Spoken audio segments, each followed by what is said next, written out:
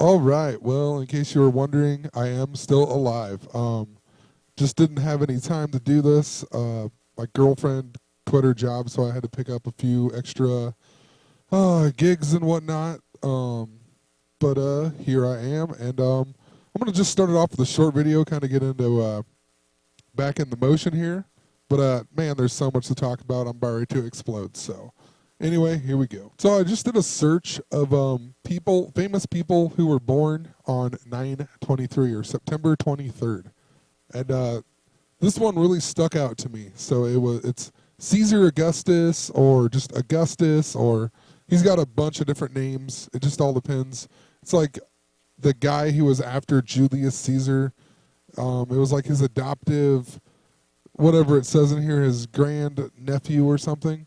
But anyway, he was born on September 23rd, 63 BC. And I can't believe I clicked that. But yes, this was on the Roman calendar, not the Julian calendar. So it would actually be 723. But still interesting, it's September 23rd. So anyway, what's interesting about this guy is, for one, 63 BC, and it's the 63rd year that the Queen Elizabeth II has reigned, or whatever. So it's her 63rd year as queen, and also he was the founder of the Roman Empire and the first emperor, and he started ruling from 27 BC until his death in 14 AD. And 27 is a significant number because, and I've talked about it tons of times here, 27 years ago was 1988. 1927 was 88 years ago. So this year is a 27 year when you compare it to 88. Another interesting thing right off the bat, so he was born in 63 BC, and then he became the first emperor of the Roman Empire in 27 BC. So that is, he was born in 63, and then when he was 36, the mirror of 63, he became the ruler. Whatever, the mirrors. So they called him Caesar Augustus, and Caesar Augustus adds up to 176. Talked about that a ton of times with Valentine's and the Queen to 8-9 and all that. But 176 is also 88 plus 88, and 88 plus 88 from 1776 is 1952. And then later they ended up just calling him Augustus. And Augustus in Jewish gematria adds up to 888. And basically what happened was when Julius Caesar was murdered, he basically avenged his death. And what's funny is that it was the victory at Philippi that basically finished it off or whatever, avenged his death. And there was where he killed Brutus and Cassius, the guys who killed Caesar, but he killed them each one on October 3rd and one on October 23rd. But what's interesting about it is that it's the Battle of Philippi, and in the next video I make, or maybe next couple, I'm gonna talk about Philadelphia again and the whole Kill Phil theme that they had going. We had Philip Banks from the Fresh Prince of Bel-Air, who's from West Philadelphia. They killed off James Avery, that was the dad. Also, Philip Seymour Hoffman, and then Queen Elizabeth's husband is Philip. There's a ton of Philip stuff. So Philadelphia, whatever, just Philip. So I want to take a look at the Roman Empire, which supposedly fell, but I really don't think it did. But anyway, so let's see here. We have Constantine. We'll talk about him in a second. But what I really wanted to show was, so it says that if it still existed today, that it would be part of 54 countries. I mean, all these countries here. And 54 is love, right? Everything we've been talking about that all goes with all the stuff, the Lupercalia and everything. So 54 countries. It also says that Rome was the capital only until 293 AD. 29-3, like 329, right? 29-3, which would be the same as 329, which is the 88th day of the year. And the mirror of 329 is 923.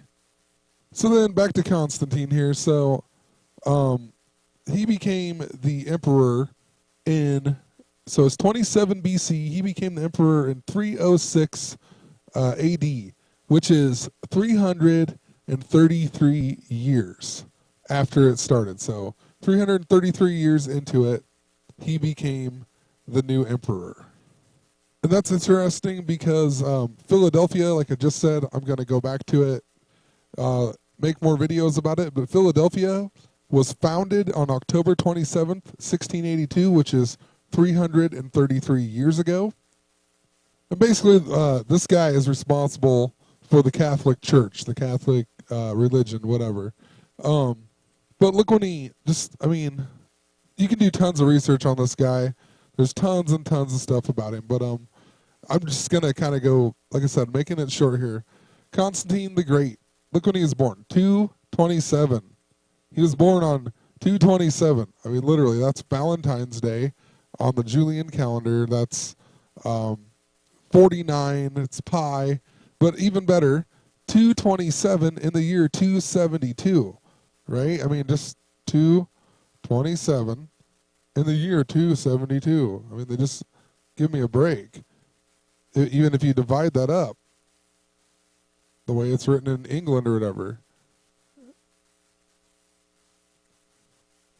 Or wait, hold on. That is July. We got 227 and 27-2. So it makes me wonder if this is part of the reason why Lupercalia and everything is so much more popular in the Valentine's theme. Everything I've been talking about, maybe a lot of it has to do with this guy. His name in simple gematria even adds up to 218. 218, February 18th, is the 49th day of the year.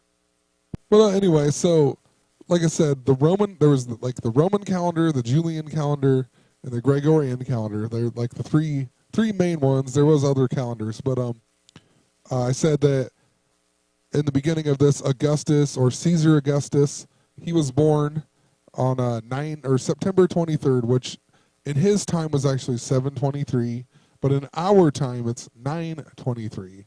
So just that's exactly why like November 23rd could actually be 923. And I've talked about that before. But let's see here.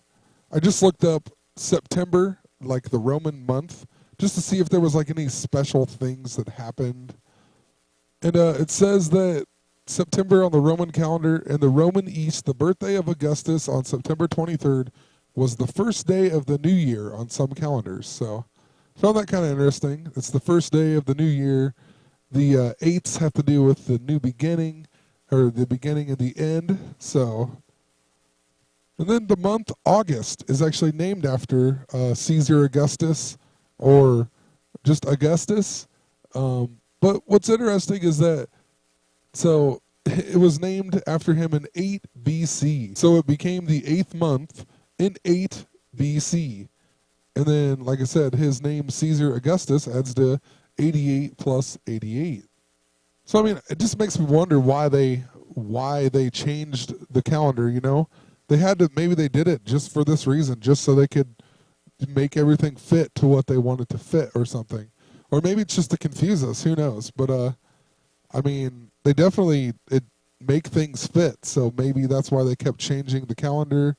But then when you try to go way back and really research it, it's kind of makes it really difficult because you can't figure out what day is what kind of thing. I mean, there's just a lot of work involved that I don't have. I mean, I wish I had the time to do it, but I don't. But just kind of interesting, you know. So August is the 8th month, and it was named after this guy, but he was actually born in like the Roman calendar, which only had 10 months. And then I just looked up Roman festivals, because in September or whatever, just because I figured, I don't know, maybe there was something special about it. You know, we show Lupercalia.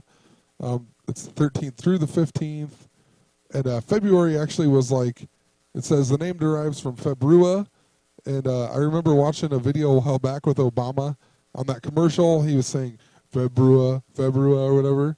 So pretty interesting. But Februa It says the means of purification, expiatory offerings. It marked a turn of the season. So basically, it was like a purification month because they believed a lot of bad things happened during this month. And then we had Lupercalia, but sorry, moral of the story here, September.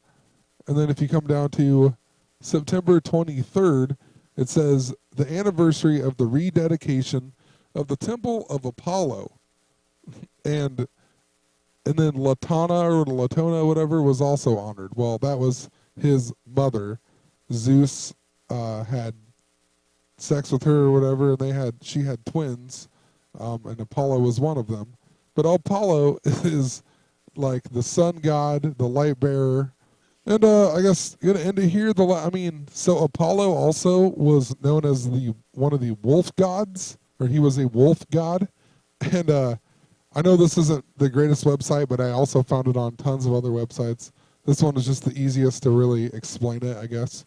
But it says some who don't believe that Apollo was born on Delos believe that he was born in Lycia or whatever it is, or to proto-Lycans prior to their setting, Lycia, which would explain the code word that Apollo was known by Lycos. Britannica says that this term means wolf god. So Apollo, was the wolf god as well. And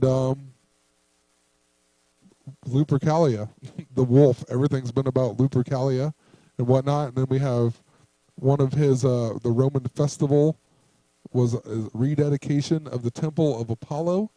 And if Apollo is the wolf god and everything has to do with Lupercalia, very, very interesting. So, yeah, I don't know. Just leaving it at that. Like I said, just trying to get back in the swing of things. Just feel like I can't remember stuff today or something. So, it's ridiculous. Hopefully I'll get a couple more videos out tonight. I do have to work in 5 hours, so who knows, but have a great night.